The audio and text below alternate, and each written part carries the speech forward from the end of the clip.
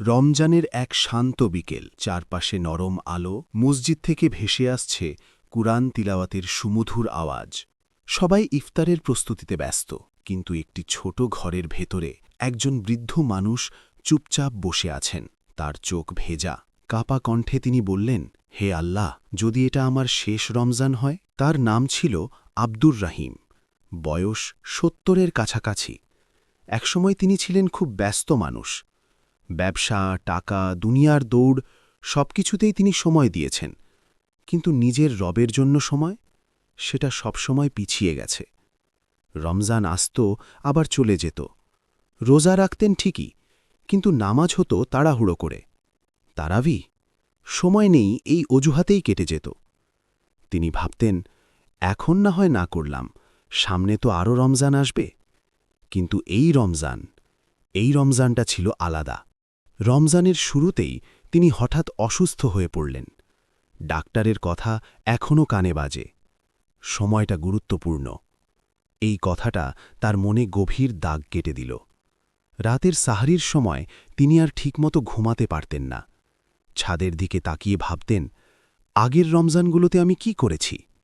কতবার কুরআন খুলেছি, কতবার আল্লাহর কাছে কেঁদেছি?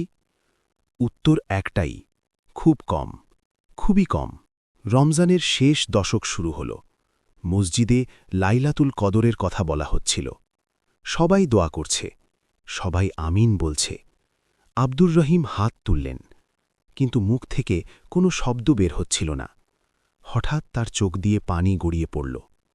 তিনি কাঁদতে কাঁদতে বললেন, হে আল্লাহ, আমি জানি আমি দেরি করে ফেলেছি, আমি জানি আমি অনেক অবহেলা করেছি, কিন্তু তুমি তো রহমান, তুমি তো রহিম। এই রমজানটা যদি আমার শেষ হয়, তাহলে আমাকে খালি হাতে ফিরিয়ে দিও না। সারা জীবন যে মানুষ কখনো কাঁদেনি, আজ সে মানুষ আল্লাহর সামনে ভেঙে পড়েছে। একদিন মাগরিবের ঠিক আগে ইফতারের সময় ঘনিয়ে এসেছে। টেবিলে রাখা খেজুর আর পানি তার চোখে অন্যরকম লাগছিল। হঠাৎ তার মনে হল, হয়তো আগামী বছর আমি এই টেবিলে থাকব না। এই ভাবনাটা তাকে কাঁপিয়ে দিল।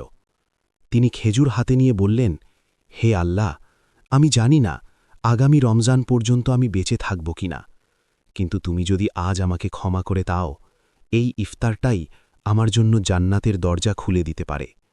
ঠিক তখনই আজানের ধ্বনি ভেসে এল। রমজান শেষ হয়ে গেল। ঈদের দিন সবাই খুশি, কিন্তু আব্দুর রহিমের চোখে ছিল অদ্ভুত এক শান্তি। কয়েক মাস পর তিনি এই দুনিয়া ছেড়ে চলে গেলেন, কিন্তু যারা তাকে চিনত তারা বলেছিল, রমজানে উনি একেবারে বদলে গিয়েছিলেন। প্রিয় দর্শক, আমরা কেউ জানি না আমাদের শেষ রমজান কোনটি। হয়তো এই রমজানই, হয়তো আরেকটা সুযোগ। কিন্তু প্রশ্ন একটাই, আমরা কি এই রমজানকে আমাদের শেষ রমজানের মতো করে কাটাচ্ছি? আজ না হয় কাল নয়, আল্লাহর দিকে ফিরে আসার সেরা সময় এই রমজান।